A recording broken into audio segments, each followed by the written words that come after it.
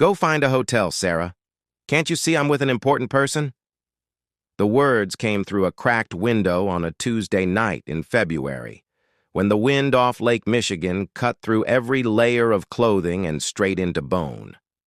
Sarah stood on her own porch, grocery bags cutting into her palms, staring at the red heels she didn't recognize sitting next to her welcome mat. Through the frosted glass of her front door, the door she'd paid for in the house she'd funded, she could see Mark sprawled on the sofa. Next to him, a woman with hair too blonde and a laugh too loud leaned into his shoulder. Sarah's breath came out in white clouds. She knocked again, harder this time. Mark didn't even stand up. He just turned his head, met her eyes through the glass, and smiled. Not the embarrassed smile of someone caught. The irritated smile of someone interrupted. "I said go find a hotel." The woman next to him giggled. Actually giggled. Sarah's fingers went numb. The grocery bags hit the porch, milk cartons split open, white liquid spreading across the wood she'd stained herself last summer. She watched it pool around the heels, around her boots, around the life she thought she'd built. That was the moment everything she'd pretended not to notice for 2 years crystallized into one perfect, terrible truth. She'd married a stranger to avoid being alone. And now she was more alone than she'd ever been.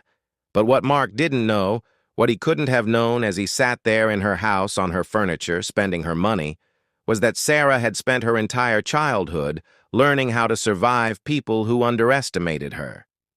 He thought he was looking at a woman broken. He was actually looking at someone taking inventory.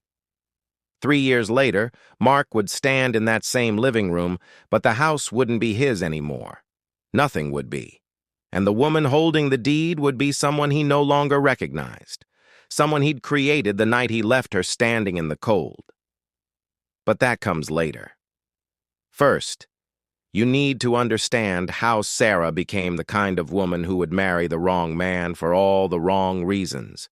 She grew up in Gary, Indiana, in a house where the heat got shut off every winter, and her mother's boyfriends rotated like seasonal decorations. By the time Sarah was 8, she'd learned to make meals from ketchup packets and sleeve crackers stolen from school lunch. By 12, she was forging her mother's signature on permission slips because her mother was usually too drunk to hold a pen. By 16, she was working overnight shifts at a gas station, doing homework in the fluorescent glare between customers, telling herself that someday, she'd have a house that stayed warm, a life that stayed stable. She got into University of Illinois on a full ride, worked 3 jobs through college, graduated with a degree in corporate analysis and exactly $800 in her checking account, moved to Chicago with everything she owned in 4 garbage bags and a duffel. Her first apartment was a studio in Pilsen with water damage and a landlord who didn't fix anything, but it was hers. Every paycheck, she put money away. Every promotion, she saved more. She had a plan. House, stability, family, in that order. No chaos, no uncertainty, no repeating her mother's mistakes. By 30, she had the career. Senior analyst at a mid-sized consulting firm, good salary, benefits, respect. What she didn't have was the rest of it. And every family dinner, every wedding invitation, every Facebook pregnancy announcement felt like a countdown clock ticking toward some invisible deadline. Her Aunt Linda said it at Thanksgiving, loud enough for the whole table to hear, "Sarah, you're not getting any younger. You want kids? You better find someone soon. Your eggs don't wait forever." Her cousin Jessica, 23 and newly engaged, patted her hand with a sympathy that felt like condescension. "Don't worry, the right person shows up when you stop looking." Sarah smiled through it, nodded, went home and cried in her car before driving back to her empty apartment. That's when the panic set in. Not the dramatic kind, the quiet kind, the kind that whispers at 3 in the morning that maybe you've done something wrong. Maybe you've been too focused on work, too picky, too independent. Maybe the world was right and you were running out of time. So when Mark appeared 6 months later at a mutual friend's barbecue, Sarah didn't ask the right questions. She asked the easy ones. Was he employed? Yes. Sales manager at a mid-level tech company. Was he good-looking? Conventionally. Tall, athletic build, decent smile. Was he interested? Very. He asked for her number before she'd finished her first beer. Was he kind? She didn't check that one carefully enough. Mark was charming. He texted consistently, showed up on time, said the right things about wanting something serious. Within 2 months, he was talking about moving in together. Within 4, he was hinting at rings. Sarah's friends had concerns, small ones, barely voiced. He doesn't really ask you questions, does he? Her friend Tisha said over lunch. Like about your day, about your work. Sarah waved it off. He's just not chatty. Some guys aren't. He lets you pay for everything. He's between bonuses. It evens out. It didn't even out. But Sarah told herself it would. She told herself a lot of things that year. That love takes work. That her standards were too high. That stability mattered more than butterflies. That being alone at 32 was scarier than being with someone who didn't quite fit. The wedding happened fast. City Hall, immediate family only. Sarah paid for everything. The rings, the small dinner after, the hotel room. Mark said his accounts were locked up in investments. He'd reimburse her. He never did. The house came next. A small 2-bedroom bungalow in Bridgeport. Not fancy, but solid. Sarah scraped together the down payment from savings she'd been building for a decade.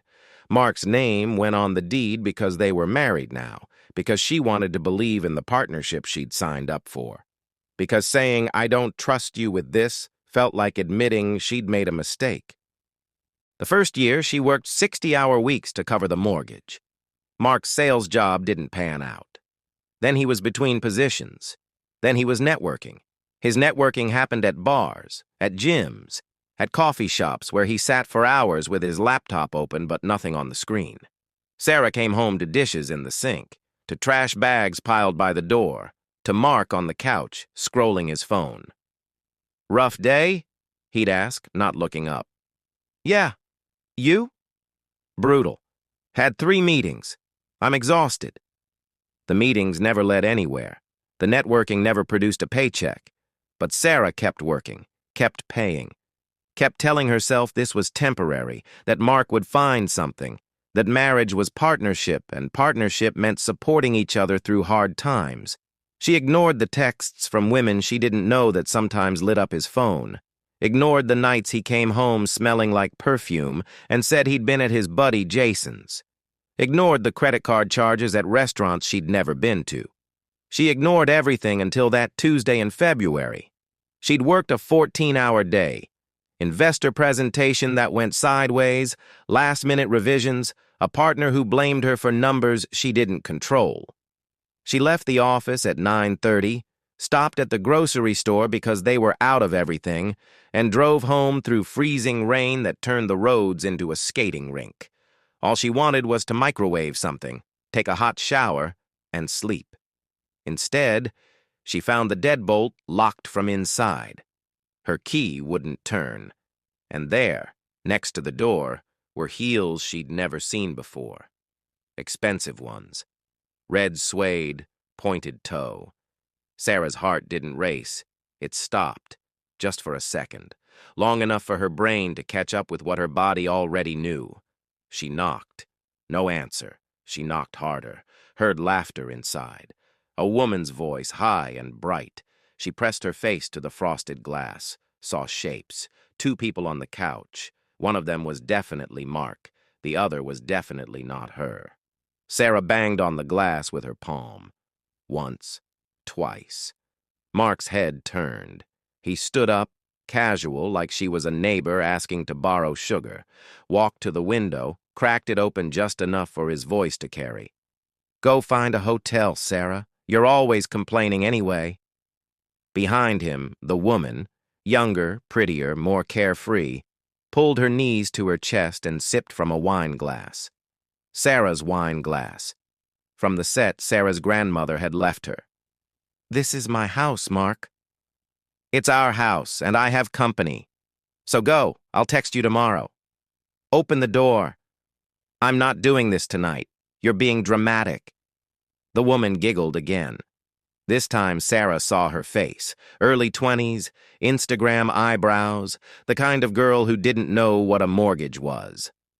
Sarah stood there, groceries at her feet, milk spreading across the porch. She thought about screaming, about calling the police, about breaking a window. Instead, she picked up her purse, got back in her car, drove to a Super 8 off the highway and paid $72 she didn't have budgeted for a room that smelled like stale smoke and fake lemons.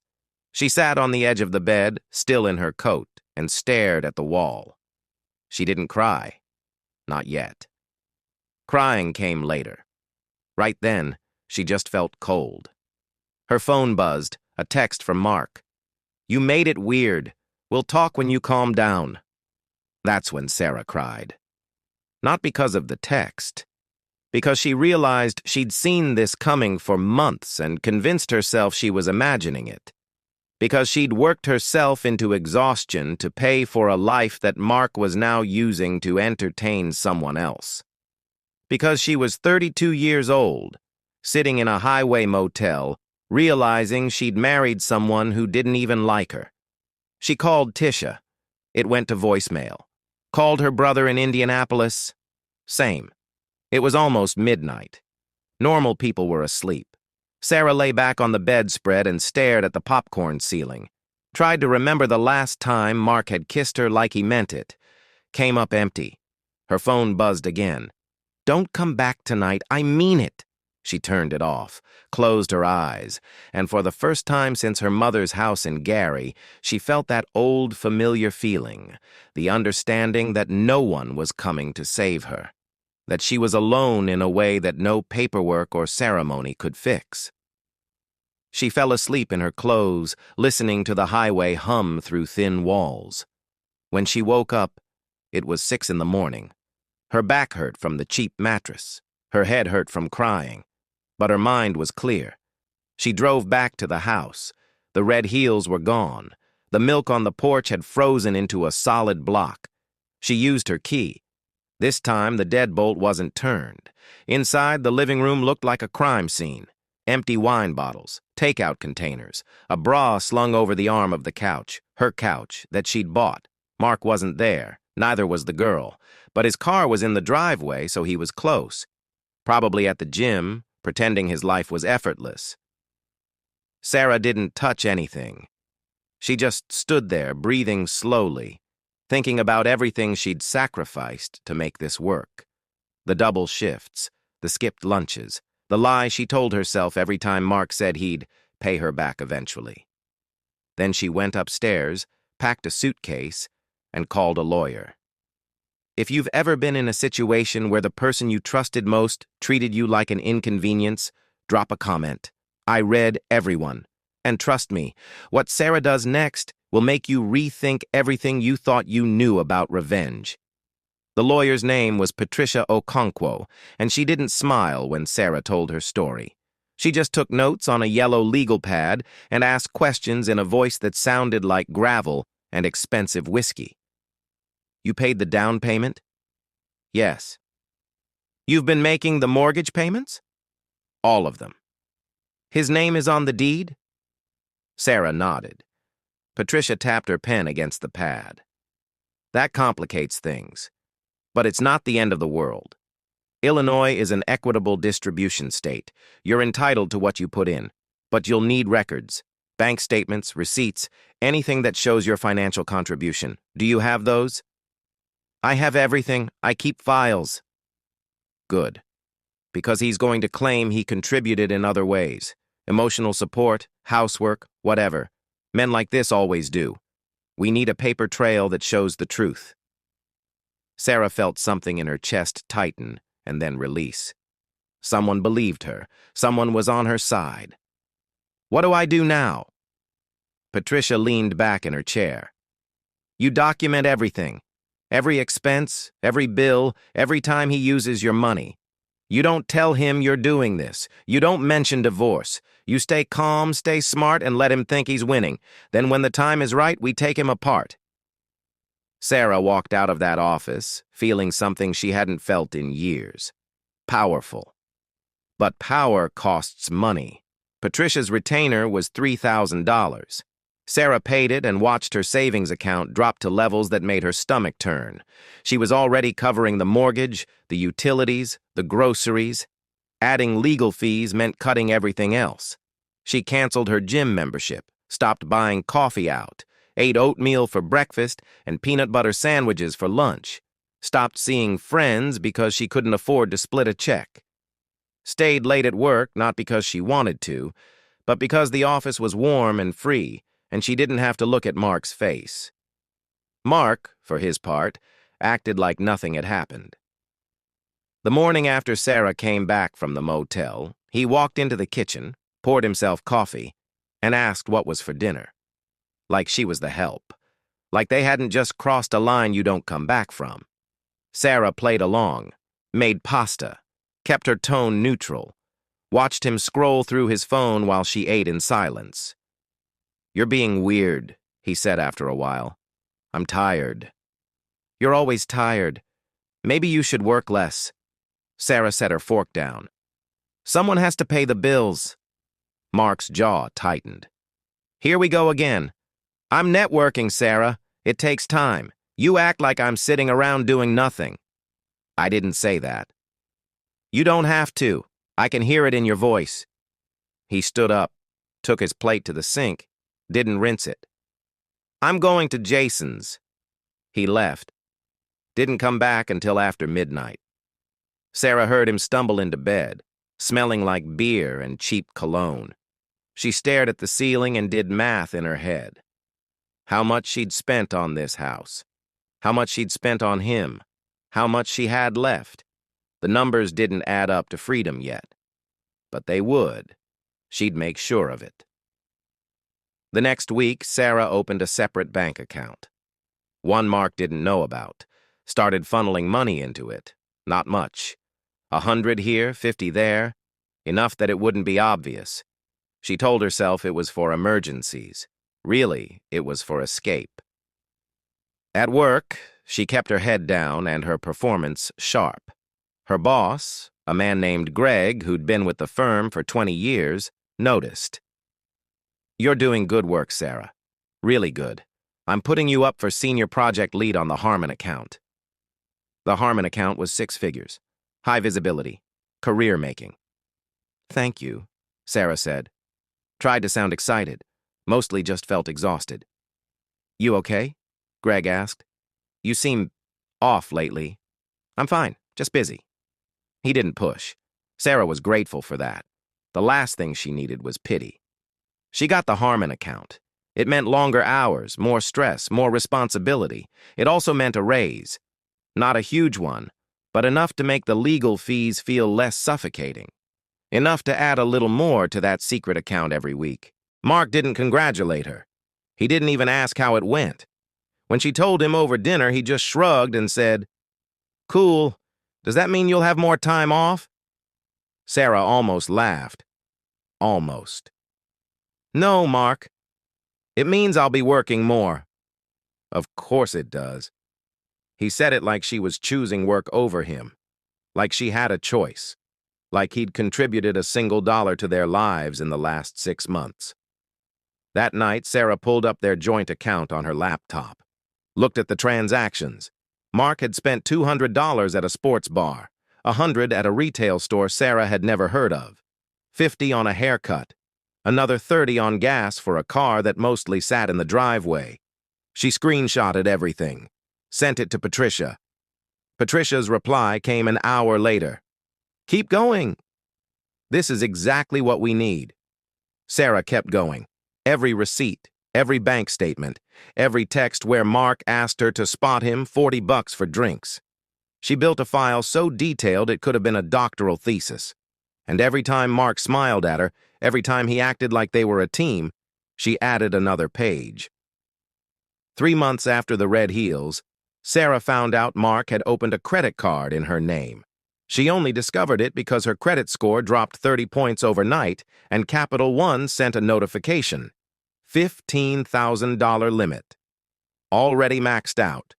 Charges at places Sarah had never been, a casino in Hammond, a jewelry store in the Loop, a weekend rental in Wisconsin Dells. Sarah sat at her desk at work, staring at the notification, feeling something snap inside her that she didn't know could break. She called Patricia, told her what happened, tried to keep her voice steady, failed. Patricia's voice went cold. "That's fraud. That's not just shitty husband behavior, that's criminal fraud. We can report this. Will it help with the divorce? It'll destroy him in court. But Sarah, you need to decide what you want here. Do you want him punished or do you want him gone?" Sarah closed her eyes. "I want him gone." "Then we move fast. File for divorce this week. Get a restraining order based on financial abuse. Freeze the joint accounts, make him scramble. He thinks he's got all the power here. We're going to show him he's got none. He'll lose it." "Good, let him. You've been losing pieces of yourself for 2 years. Now it's his turn." Sarah filed for divorce on a Thursday. Mark got served at Jason's apartment. She wasn't there to see his face, but she imagined it. Surprise, anger, disbelief. He called her 17 times that night. She didn't answer. He showed up at the house at 11, pounding on the door. "Sarah, open the door. We need to talk about this." She stayed in the bedroom, lights off, curtains closed. "You can't just kick me out of my own house. This is half mine." Actually, it wasn't. Patricia had made that very clear. But Sarah didn't correct him. She just waited until he left. He came back the next morning, this time with the girl from the red heels. Early 20s, confused expression, holding Mark's hand like she was defending him from a monster. Sarah opened the door, looked at both of them. "Hi," Sarah said, calm. "Even." The girl blinked. Mark said you were being crazy, that you, locked him out for no reason?" Sarah smiled. Not a nice smile. A smile that knew things. "Did he also tell you he's been using my money to pay for your dates? Or that the credit card he bought your jewelry with is in my name?" The girl's face went pale. She looked at Mark. "What is she talking about?" Mark's jaw tightened. "She's lying. She's bitter because I want out." "You want out?" Sarah laughed. Actually laughed. "Mark, you've been out. You just didn't want to give up the free ride." "This is my house, too." "No, it's not. Check the bank records, check the mortgage payments, check who's been funding your entire life for 2 years, then get off my porch." Sarah closed the door. Heard the girl's voice rising, shrill and confused. Heard Mark's voice trying to calm her down, failing. She went to the kitchen, made coffee, sat at the table and waited for her hands to stop shaking. They didn't. But that was okay. Shaking meant she was still fighting. The divorce took 4 months. 4 months of paperwork and depositions, and Mark's lawyer trying to claim he deserved half of everything. 4 months of Sarah showing up to court with binders full of evidence, while Mark showed up with excuses. 4 months of Patricia dismantling every lie Mark told with the precision of a surgeon. In the end, Sarah got the house. Got her savings back, plus damages for the fraudulent credit card. Mark got nothing except a court order to pay restitution and a credit score in shambles. The judge, a woman in her 60s with glasses on a chain, looked at Mark over the bench and said, "Mr. Delgado, you are extraordinarily fortunate that Mrs. Delgado chose not to press criminal charges. If you were my husband, you'd be in jail." Mark didn't say anything, just stared at the floor. Sarah walked out of that courthouse feeling lighter than she had in years. Patricia shook her hand on the steps. "You did good, Sarah. Most people don't have the stomach for this. I didn't have a choice." "Yes, you did. You could have stayed. A lot of women do. You chose to fight. That's not nothing." Sarah went home, to her house, the one with her name on the deed and no one else's. She stood in the living room in the silence and let herself feel it. The relief, the exhaustion, the rage she'd been swallowing for 2 years. Then she got to work. Because here's the thing about people who survive chaos. They don't just bounce back. They rebuild with a vengeance. Sarah took the settlement money and the raise from the Harmon account and made a plan. Not a revenge plan, a legacy plan. She wasn't going to waste her energy on Mark. She was going to build something he could never touch. She started small, took online courses in real estate investing, learned about rental properties, market trends, cash flow, spent her evenings after work reading forums and listening to podcasts, and teaching herself a language she'd never spoken before. Within 6 months, she'd saved enough for a down payment on a duplex in Englewood. A rough neighborhood, needed work, but the bones were good and the price was right. She bought it outright, fixed it up herself, learned to patch drywall, paint trim, install light fixtures, rented out both units within a month. The cash flow wasn't huge, but it was hers, and it was a start. She bought another property a year later, then another, then 2 more. Every profit got reinvested. Every success got compounded. Sarah stopped working for other people's approval and started working for her own freedom. By year 3, she had 8 properties. By year 5, she had 23. She hired a property manager, built a team, created systems, became the kind of landlord who fixed things fast and charged fair rent and gave second chances to tenants with complicated pasts because she remembered what it felt like to have doors slammed in your face. Her tenants loved her, left reviews calling her a lifesaver, referred friends. Some of them stayed for years, not because they had to, but because they wanted to. Sarah built an empire on the principle that people deserve dignity, that a place to live shouldn't be a luxury. That stability wasn't something you begged for. It was something you created. At 37, she owned 42 properties across Chicago, employed a staff of 12, had a net worth that made her old salary look like tip money. She still lived in the same house in Bridgeport, still drove a 5-year-old Honda, still ate oatmeal for breakfast, because none of this was about flash. It was about never being locked out of her own life again. And then, one afternoon in November, Mark called. Sarah almost didn't answer. She'd blocked his number years ago, but he was calling from a different one. She let it go to voicemail. The voicemail was 3 minutes long. "Sarah, it's Mark. I know you probably don't want to hear from me. I get it. I messed up. I've been doing a lot of thinking, and I wanted to apologize. For real. Not like before. I was a terrible husband. I took advantage of you. I know that now. I'm in a better place. I've been in therapy. I'm working on myself.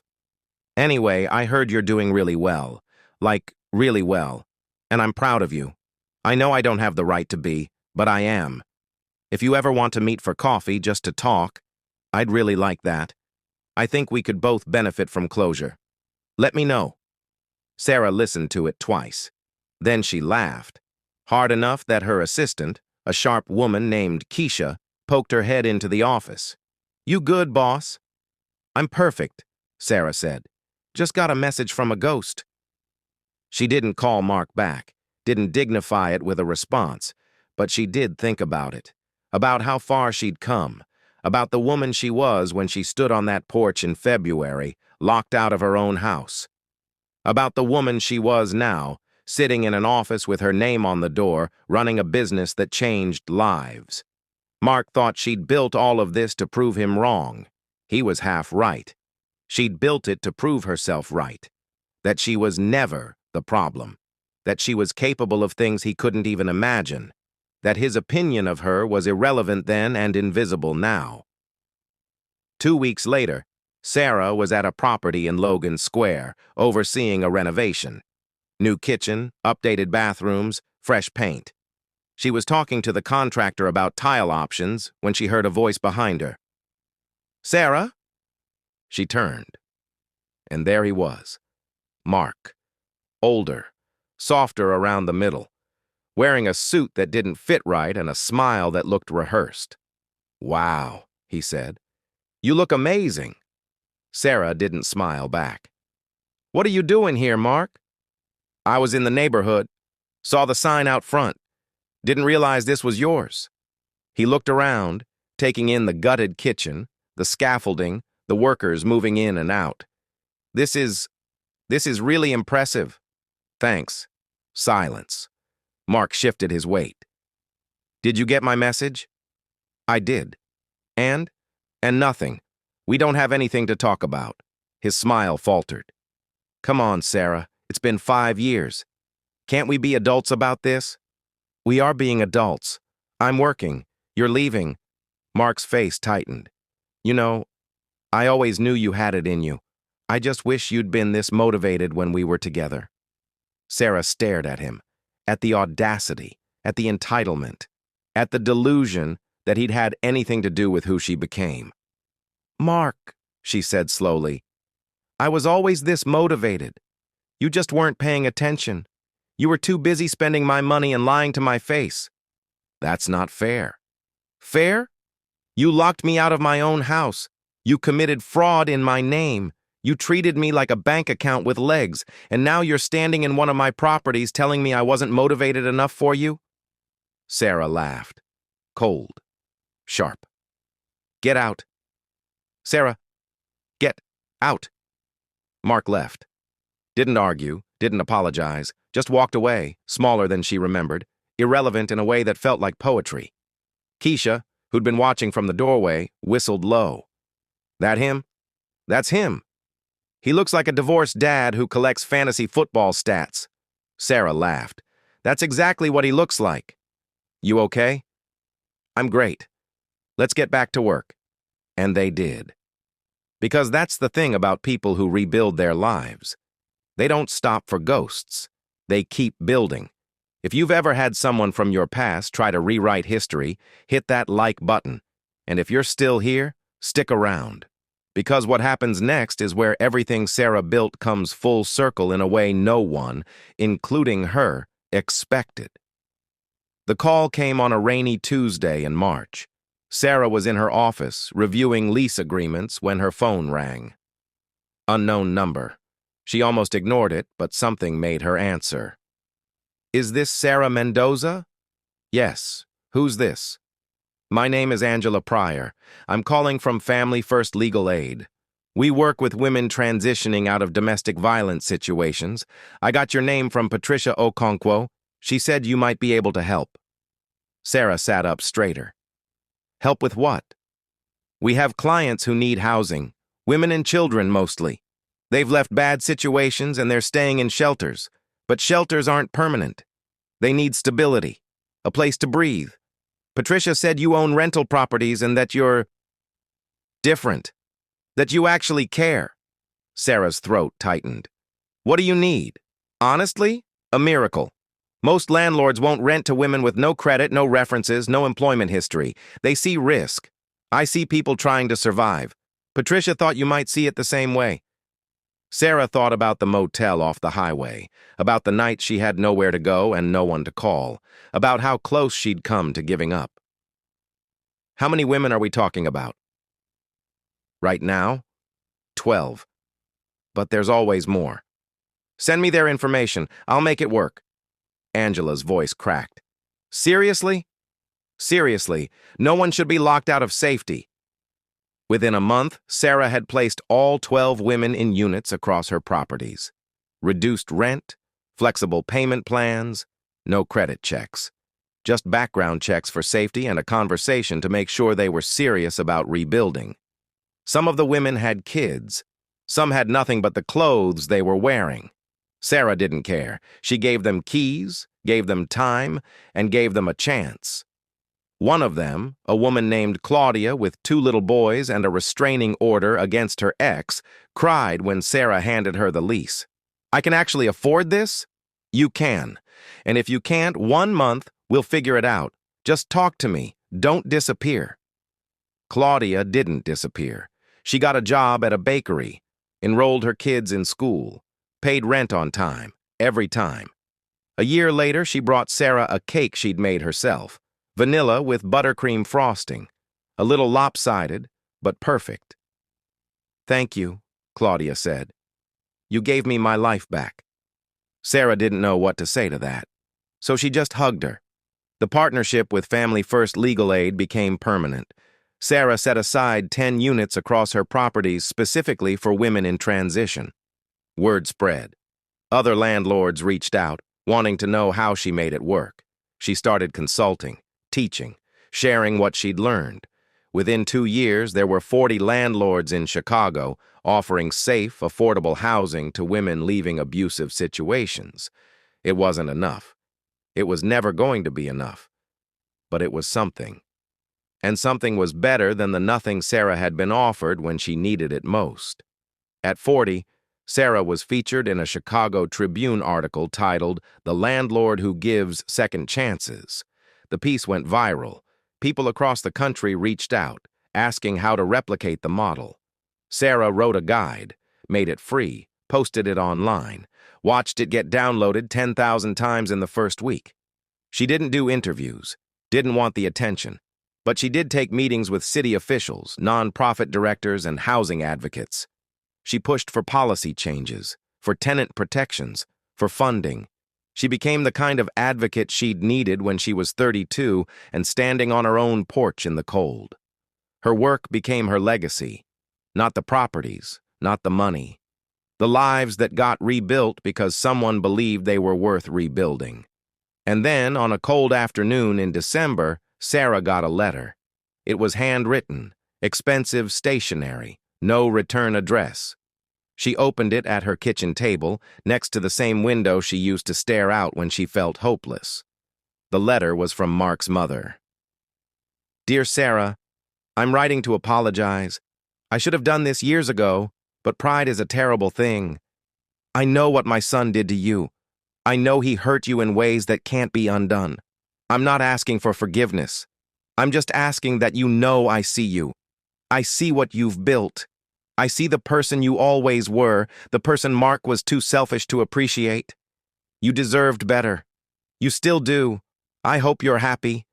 Sincerely, Linda Delgado." Sarah read it 3 times. Then she folded it, put it in a drawer, and never thought about it again. Because here's the truth. Some apologies matter. Some don't.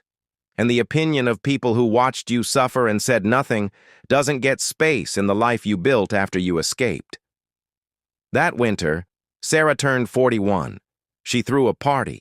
Not a big one, just her team, a few close friends, Tisha, Patricia, Angela from Family First. They ate pizza in Sarah's living room and drank cheap wine and laughed about everything and nothing. Keisha raised a glass. "To Sarah, the most terrifying and generous person I've ever worked for." Everyone laughed. Sarah smiled. "Terrifying? You once made a contractor redo an entire bathroom because the grout was half a shade off. It was noticeable. To you. To anyone with eyes." More laughter. Patricia leaned over. "You know what I love about you, Sarah? You never forgot where you came from. A lot of people would. You didn't." Sarah looked around the room, at the people who'd shown up, at the life she'd built from rage and resilience and refusal to accept the world's small opinion of her worth. "I couldn't forget," she said. "It's the only reason I know how to build something that lasts." Later that night, after everyone left, Sarah stood on her back porch and looked at the lights of Chicago stretching out in every direction. She thought about the girl she used to be. The one who ate ketchup packets for dinner. The one who forged signatures and worked overnight shifts and told herself that someday things would be different. Things were different now. Not because someone saved her, because she saved herself. And that's the part Mark never understood. He thought locking her out would break her. He thought taking everything would leave her with nothing. He was wrong. You can't break someone who's already survived worse. You can only give them a reason to prove you irrelevant. The following spring, Sarah was invited to speak at a real estate investment conference in downtown Chicago. She almost said no. Public speaking wasn't her thing. But Angela convinced her. People need to hear your story, not the business part, the human part. So Sarah said yes. The conference was at a hotel in the Loop. 2,000 people, investors, developers, landlords. Sarah stood backstage watching the crowd filter in and felt her stomach knot. Keisha squeezed her shoulder. You've negotiated with city officials and stared down corrupt contractors. You can handle a microphone. Those people wanted something from me. These people are just here for content. Then give them content they'll remember. Sarah walked on stage to polite applause, stood behind the podium, looked out at a sea of faces she didn't know. She cleared her throat. My name is Sarah Mendoza. 10 years ago, my husband locked me out of my own house and told me to find a hotel. I spent that night in a Super 8 off I-94, crying on a bedspread that smelled like cigarettes, wondering how I'd become the kind of woman who let someone treat her that way. The room went quiet. I'd paid for everything. The house, the wedding, the life we pretended to have.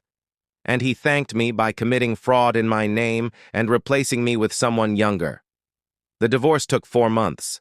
I walked away with the house and a credit score in shambles. He walked away with nothing and somehow still thought he was the victim. A few people in the audience nodded. Sarah kept going. I'm not telling you this for sympathy. I'm telling you this because that night in the Super 8 was the night I stopped waiting for someone to fix my life and started building it myself. I took the settlement money, bought a duplex in Englewood, and learned how to be a landlord by making every mistake you can make. I over-renovated. I undercharged. I trusted the wrong contractors and got taken for thousands of dollars. But I learned, and I kept going. Sarah paused, took a breath. 10 years later, I own 68 properties across Chicago. I employ a team of 18 people. And I've housed over 200 women and children transitioning out of domestic violence situations. Not because I'm a saint, because I remember what it feels like to have nowhere to go. The applause started before she finished. Sarah raised a hand. Here's what I want you to understand. Real estate isn't just about profit margins and cap rates. It's about people. It's about the single mother working 2 jobs who just needs a landlord who won't raise her rent every year. It's about the woman leaving an abusive relationship who needs someone to say, I believe you, and here's a key. It's about building something that lasts longer than your bank account. She looked out at the crowd. You want to know the secret to my success? I stopped trying to win and started trying to build, and I built for people who reminded me of who I used to be. Because wealth isn't what you make. It's what you make possible for others. The applause was louder this time. Sarah stepped off stage feeling lighter. Keisha was waiting in the wings, grinning. Boss, you just made half that room cry. I didn't mean to. I know, that's why it worked. Over the next 6 months, Sarah's inbox exploded. People wanted advice, wanted partnerships, wanted to replicate her model in their cities. She couldn't answer everyone, but she tried. She built a website, hosted webinars, created a mentorship program for women getting into real estate. She wasn't trying to be famous. She was trying to make sure no one else had to figure this out alone the way she did. At 42, Sarah was invited to speak at a university, Northwestern, a symposium on affordable housing and economic mobility. She walked onto campus and felt like an imposter. She'd gone to U of I on a full ride, worked her way through, and spent most of college too exhausted to enjoy it. Northwestern felt like a different planet.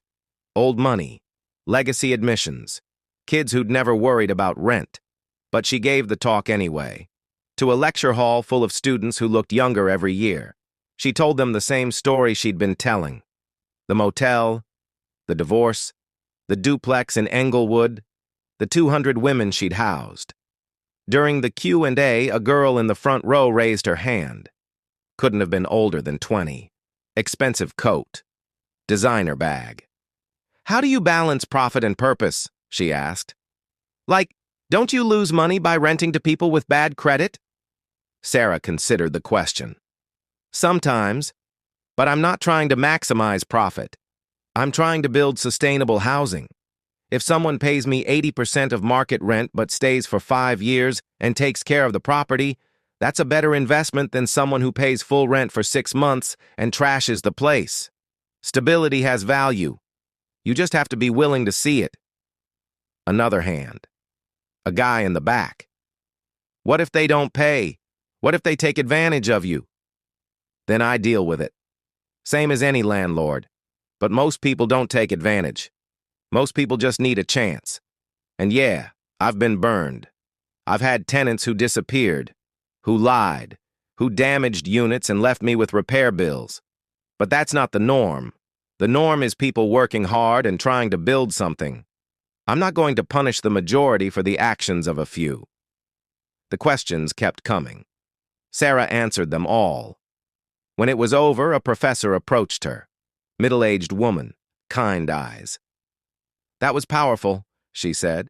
Have you ever thought about teaching? Teaching what? This. Real estate as social justice. Economic mobility through housing. We don't have a class like that. We should. Sarah laughed. I barely survived college the first time. I don't think I'm qualified to teach it. You're more qualified than anyone with a PhD who's never done what you've done. Sarah thought about it. Let me think about it. She didn't think about it long. By fall, she was teaching a seminar at Northwestern, 1 night a week, 12 students. Most of them didn't know what to make of her at first. She didn't lecture from slides. She brought case studies, real budgets, real problems, made them work through scenarios where there were no clean answers. One student, a girl named Priya, stayed after class one night. Can I ask you something personal? Sure. Do you ever regret it? Getting married, losing all that time? Sarah thought about it. I regret trusting the wrong person. But I don't regret the lesson. I wouldn't be here without it. Sometimes the worst thing that happens to you is the thing that saves you. Priya nodded. I'm going through something right now. With my boyfriend. And I keep thinking I should leave, but I'm scared I'm overreacting. What's he doing? Small things, criticizing how I dress, checking my phone, telling me I'm too sensitive. My friends say I'm being dramatic. Sarah's chest tightened. Priya, listen to me. It always starts small, and it always gets worse. If your gut is telling you something's wrong, it's wrong. Don't wait for it to get bad enough that other people believe you. Leave now. Priya's eyes filled with tears. What if I'm wrong? Then you're wrong and you're single. But if you're right and you stay, you lose years of your life to someone who doesn't deserve them. Trust yourself. Priya left. Sarah didn't know if she'd take the advice. A month later, Priya sent her an email. I left. You were right. Thank you for seeing me. Sarah read that email 5 times. Then she saved it in a folder she kept for moments when she wondered if any of this mattered. By 43, Sarah's company had grown beyond what she'd ever imagined. She'd expanded into property management consulting, started a nonprofit focused on tenant advocacy, hired formerly incarcerated people and people with gaps in their employment history and people everyone else had written off, paid them fair wages, gave them benefits, treated them like human beings. Her office wasn't fancy, still in Bridgeport, still modest, but it was full of people who showed up every day and did work that mattered. One afternoon, Keisha knocked on Sarah's door. Someone's here to see you. Who? She wouldn't say, just said it was important. Sarah frowned. Send her in. The woman who walked in was young, mid-20s, blonde hair, uncertain smile. It took Sarah a second to place her, then she did. The red heels. The woman extended her hand. Hi, I'm Brittany. I don't know if you remember me. Sarah didn't shake her hand. I remember. Brittany's face flushed. Right. Okay. This is weird. I'm sorry. I needed to talk to you. Why? Brittany sat down without being invited. Because I owe you an apology. A real one. Not the bullshit kind Mark gave you. Sarah leaned back in her chair, said nothing. Brittany took a breath. I was 23 when I met Mark. Stupid. Naive.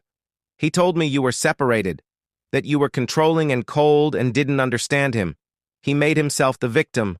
And I believed him because I wanted to, because it made me feel like I was saving him. Sarah's expression didn't change. It took me 2 years to figure out he was lying about everything. The job he said he had, the apartment he said was his, the divorce he said was finalized. He was using me the same way he used you, just younger and dumber. And you're telling me this because... Brittany's eyes filled with tears. Because I saw that Tribune article about what you built, about the women you help. And I realized I was one of the people who hurt you.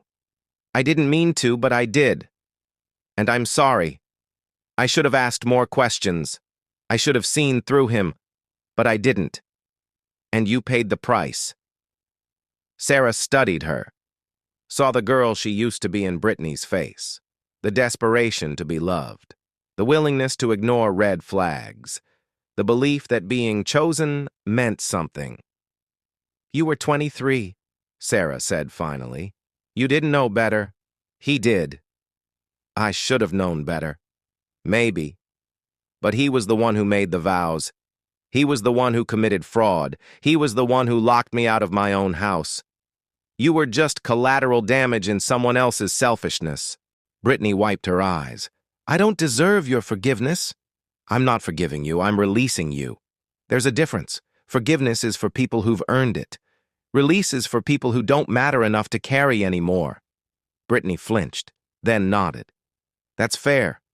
Brittany, the best apology you can give me is to never let another man treat you the way Mark treated both of us. Build a life that doesn't need his permission. That's how you make this right. Brittany stood. Thank you for not throwing me out. I thought about it. A small smile. I would have deserved it. After Brittany left, Keisha poked her head in. You okay? Yeah. Just thinking about how many versions of myself I've met over the years. You're a better person than me. I would have told her to kick rocks. Sarah laughed. I thought about that too. That night, Sarah went home to the house in Bridgeport, the same house Mark had locked her out of a decade ago. She'd renovated it since then. New kitchen, new floors, new everything. But the bones were the same. The view from the bedroom window was the same. The porch where the red heels had sat was the same. She stood on that porch now in the cold and thought about everything that had happened since. The humiliation, the rebuilding, the empire, the women whose lives had changed because hers had fallen apart. She thought about Mark, about where he was now. She didn't know, didn't care. Last she heard, he was in Indianapolis, working some sales job, dating a woman who didn't know his history, living a small life in a small world. Irrelevant. And she thought about herself, about the woman who'd stood here crying 10 years ago, convinced her life was over. That woman had been wrong. Her life hadn't ended. It had begun. Sarah pulled out her phone, scrolled through her contacts, found Patricia's number. Sent a text. Remember that night you told me we'd take him apart? Thank you for believing me. Patricia's response came immediately. You took yourself apart and rebuilt better. I just gave you the tools. Sarah smiled, put her phone away, went inside. The house was warm. The mortgage was paid off. The fridge was full. And for the first time in longer than she could remember, Sarah felt something she hadn't felt since she was a kid, dreaming of a life that didn't hurt. Peace, not happiness. Not yet. Maybe not ever. But peace. The kind that comes from knowing you survived the worst thing and built something beautiful from the wreckage. She poured herself a glass of wine, sat on the couch, turned on the TV and didn't watch it. Just sat there in the quiet, in the home she'd fought for, and let herself breathe. The following year, Sarah turned 44. She didn't celebrate, just worked, same as always. But Keisha and the team threw her a surprise party at the office anyway. Cake from the bakery Claudia worked at, cards from tenants, a plaque from Family First Legal Aid that read, Champion of Second Chances. Angela gave a speech. 10 years ago, Patricia told me about a woman who'd been through hell and came out the other side ready to help others. I didn't believe her at first. I thought, no one's that generous. But Sarah is. She's given housing to over 300 women and children. She's changed policy. She's trained other landlords. She's built something that will outlast all of us. And she did it not because she wanted credit, but because she remembered what it felt like to have none. The room applauded. Sarah stood there, uncomfortable with the attention, grateful for the people. Later, Patricia pulled her aside. You know what I'm proudest of? What? You didn't become bitter. You had every reason to. But you didn't. Sarah thought about that. I think bitterness is just grief with nowhere to go. I gave mine somewhere to go. I built with it. That's the difference between you and most people. Most people let pain destroy them. You let it refine you. That night, Sarah drove home through the city she'd rebuilt her life in, past the property she owned, past the neighborhood she'd invested in, past the skyline that used to feel unreachable and now felt like home. She thought about the girl in Gary, Indiana, eating ketchup packets, about the woman in the Super 8, wondering if she'd survive, about everyone who'd underestimated her, everyone who'd said she was too much or not enough, everyone who'd tried to make her smaller. She thought about Mark, about the moment he cracked that window and told her to leave, about how certain he'd been that he held all the power, and she smiled. Because here's the truth about people who lock you out. They think they're closing a door. They don't realize they're opening one. Mark had locked Sarah out of a life that was killing her, and in doing so, he'd forced her to build one that was entirely hers. She'd never thank him for it, but she'd also never regret it, because the woman who stood on that porch 10 years ago crying in the cold had died that night. And the woman who rose from that death was someone no one, including Sarah herself, had expected. She was stronger, wiser, wealthier, but most importantly, she was free. Free from needing anyone's approval, free from the fear of being alone, free from the lie that her worth was tied to someone else's opinion. She'd built an empire not to prove Mark wrong, but to prove herself right, that she was always enough, that she always had been, that the only person who needed to believe in her was her. And now, driving through the city she'd conquered one property at a time, Sarah Mendoza finally believed it. She parked in her driveway, walked up the porch steps, unlocked the door with a key that only she held, and went inside. To the home she'd earned, the life she'd built, the peace she'd fought for. Alone, but never lonely, because she'd learned the most important lesson of all. The only person you need to save you is yourself. And Sarah had saved herself a long time ago. Everything after that was just victory. We tell ourselves we're staying for security, for the house, the plan, the life we built. But the most dangerous lie isn't the one someone tells you, it's the one you tell yourself. That this is as good as it gets. That being alone is worse than being unloved. That a locked door is safer than an open road. So let me ask you this. When you choose safety over self-respect, what are you really protecting? And what have you already lost?